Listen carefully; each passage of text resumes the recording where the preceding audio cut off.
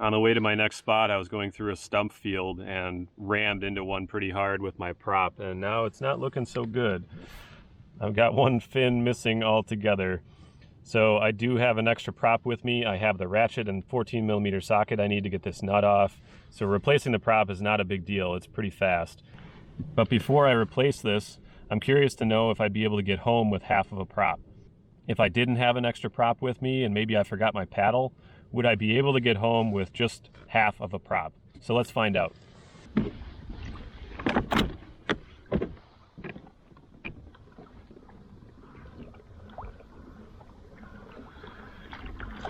Well, the PDL wobbles a lot, which is to be expected. It's so off balance at the prop right now.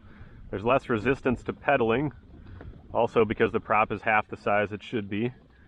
But it's actually working better than I expected it to. You can see I'm moving along just fine. I'm actually pedaling against the wind right now too, and it's working out okay. But I'd rather have a full prop, so let's get that new one on. All right, here's what you're gonna need. A ratchet with a 14mm socket will get this nut off. Navarre Kayak Fishing sells the props on their website for $10, and they also have a floating prop nut, which is a cool idea. And since I don't have any more extra props, I'll be ordering a prop or two, and I think I'm gonna get that floating prop nut too. If I were to drop this nut or this washer in right now, then I actually would be in kind of deep trouble. So now that the washer and nut are off, you just give this a little tug. It's easier with the prop that has two fins on it, but there we go. So the prop is off.